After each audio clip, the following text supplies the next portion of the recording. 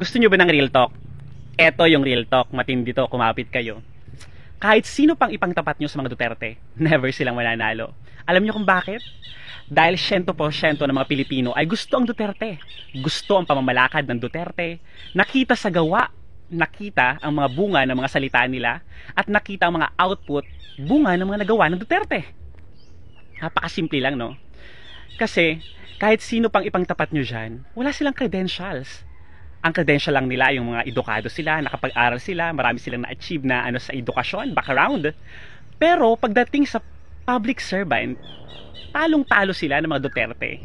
Kukumpara nyo yung mga 8 diretso na yan, yung mga lugaw-lugaw na yan, malabong malabo na ipangtapat sa mga Duterte yan. Dahil subok na yung mga Duterte, makatao, at higit sa lahat, hindi plastic, hindi yung pakitang tao, at hindi yung pa mainstream media lang ang alam.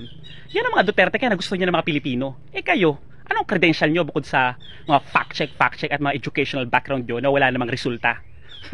Nakakaawa kayong tingnan dahil kahit ano pang habulin nyo sa mga plataforma at sa mga nagawa ng Duterte, hindi kayo makakahabol, hindi nyo matatapatan.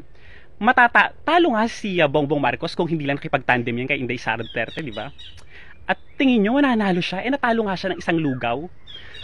Nakakatawa dahil lagi nyo ipinagpipilitan kung gaano kalakas yung mga oposisyon na yan.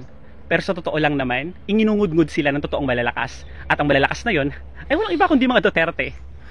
Grabe, ang iingay nyo dito sa social media, kokonti lang naman talaga kayo sa totoong buhay.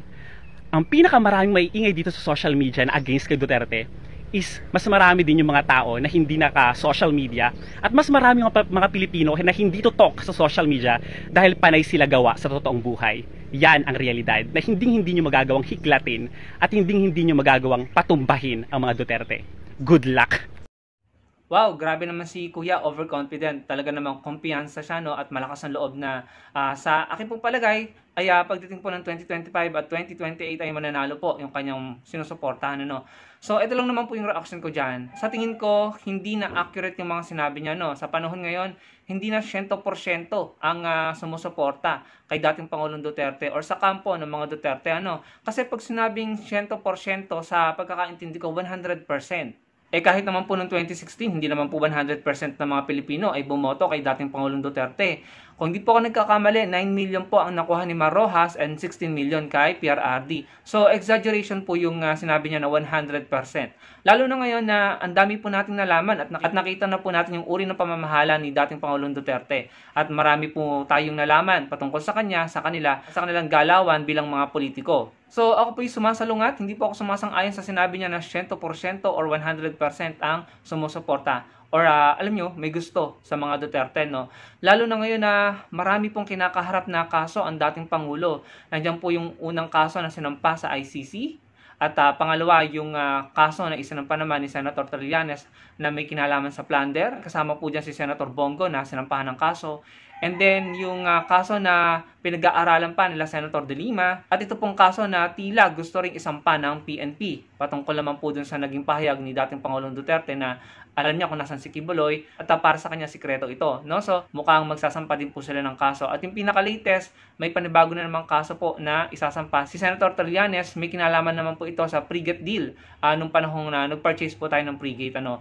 And I think kasama na naman po dyan si Senator Bongo, no? So, ang daming kaso nakakaharapin ng dating Pangulo. So, sa tingin ko, yung public opinion ngayon ay nagbago na, no? Although, si Kuya, yung pa rin yung kanyang stand, no? Pero, sino ka man, sir, Kuya, mukhang OA po yata or exaggerated yung claim mo na 100% ng mga Pilipino ay sumusuporta sa inyo or sa camp ng mga Duterte. Mali po yan. Kasi unang-una, yung mga loyalista, no, at mga supporter ni PBBM ng mga Marcoses talagang dismayado sa inyo. Dismayado sa mga politiko at mga kilalang tao na gustong patalsikin ang Pangulong Marcos sa posisyon. Tapos yung mga kakamping pa. For sure, hindi kayo makakakuha ng suporta sa mga kakamping. Iba po yung prinsipyo, no? Yung wavelength naming mga kakamping. Iba yung stand namin pagdating sa ating bansa. At naniniwala ako na yun ay sobrang taliwas, no, sa stand ng kampo nyo at ng estilo ng pamumuno ng camp ng mga Duterte, no? So, hindi kayo makakakuha ng suporta sa mga kakamping and lalo nang hindi kayo makakakuha sa mga dismayadong loyalista at supporter ni PBBM dahil nga sila ay nakita nila yung ginagawa yung regular na pagrarally, no? Yung maisog. And I think meron pa yatang susunod na isa. Ito, sinasabi ni Maricar, lusob ng ano yan, basahin nyo na lamang po, no?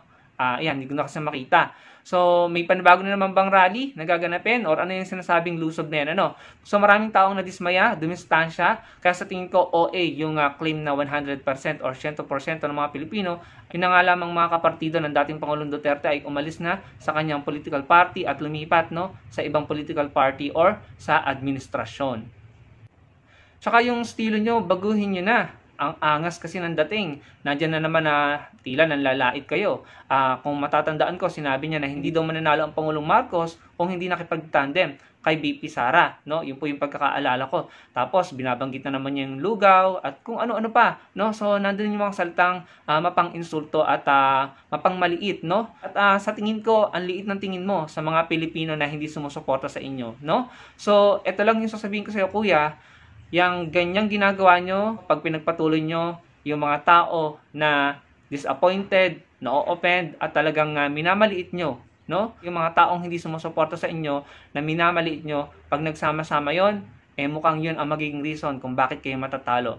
Imagine, wala na nga kayong makukuhang suporta sa mga kakamping, at saka sa mga supporters ni PBBM, ganyan ka pa magsalita, ganyan pa kayo magsalita na tila ang taas ng tingin nyo sa mga sarili nyo, no? Talagang ramdam ko bilang supporter ni Atty. Leni ay maliit ang tingin niya sa amin, no? Tinatawag pa niyang lugaw. Hanggang ngayon, ginagamit pa rin yung term na lugaw ng mga DDS kahit matagal na pong dumistansya sa politika sa Atty. Leni Robredo at nag-focus na lamang sa pagtulong sa ating mga kababayan via Angat Buhay, no? Pero sila ito, patuloy pa rin sa panlalait at pamamaliit, ano? Talaga namang yung mga term na ginamit nila para insultuhin sa Atty. Leni ay hanggang ngayon ay pinapaulit-ulit pa rin nila. Para sa kanila, walang perpekto kundi yung sinusuportahan nila. The rest ng mga pinuno, no, parang walang nagawa sa bayan, ano? But in reality, marami pong nagawa ang ibang mga pinuno at para po sa akin, mas maganda pa nga ang nagawa ng iba. Lalo na ngayon na yung mga tao na malapit, no, sa kampo nila at malapit sa dating Pangulong Duterte ay pinaghahanap ng batas. Ano po? Merong nasa Timor-Leste, tapos si Bantag hanggang ngayon hindi pa nakikita, tapos si Kibuloy, tapos si Yumol nakakulong na, no, yung gumawa ng eksena sa Ateneo. So, yung mga tao na malapit sa Pangulo, alam niyo na, yung sa Pampanga, yung warehouse doon, sino ba ang nasangkot doon? Na dati pang may posisyon sa gobyerno nung nakaraang administrasyon. So, sa tingin ko, kuya, nagiging overconfident ka at exaggerated ka. And I think, kapag nagpatuloy kayo sa kaangasang ganyan at kayabangan, ano, kagaya ni Maharlika Abuljaquera, lalong lalayo ang mga tao sa inyo. Ito pa ang magiging reason kung bakit kayo matatalo. Iba na ang public opinion ngayon. Siguro kung 2016 ngayon, pwede natin siyang sang-ayunan, ano? Kasi hindi pa natin talaga lubos na nakikita o nalalaman yung mga nalaman natin. Pero 2024 na at magto-2025 na, marami na tayong nalaman, marami nang nabago, at marami na tayong naintindihan. So sa aking palagay, majority po ang hindi inyo kakampi. Ano, sir, kuya, majority ang mga tao na hindi sumasang-ayon sa inyo at sumasama sa inyo. Tingnan nyo na lang sa inyong mga rally. Hindi naman kayo umaabot ng 100,000 or mahigit, ano. So, good luck. Kung ganyan ang iyong mindset at kumpiyansa ka, malalaman natin sa 2025, sa 2028. Malay nyo, baka naman kami yung mapahiya. Ano po? Pero, again, in my opinion, hindi ako sumasang-ayon sa kanya dahil unang-una, maangas, overconfident, at ibang-iba na nga po ngayon ang public opinion. Alam niyo naman yan, di ba? At ako po ay handang bumoto at sumuporta sa kahit sinong politiko basta hindi pro-China. Kasi si Atty. Leni na sinuportahan ko ay hindi na naman po siya tatakbo sa national. At yung iba pang sinuportahan namin mukhang iilan lang naman yung gustong tumakbo ng pagkasenador. So suportahan ko pa rin sila, pero kung kakailanganin kong magdagdag ng iba pang politician sa pagkasenador dahil 12 ang kailangan, iboboto ko at susuportahan ng kahit sino basta hindi po pro-China dahil talagang masama po ang loob ko sa China sa ginagawa nila sa ating West Philippine Sea. Maraming po salamat sa panonood mga kababayan. Sana makapag-share kayo ng inyong opinion sa comment section at huwag niyong kalimutang i-like ang video natin at magkita-kita po tayo sa susunod kong video. Salamat po.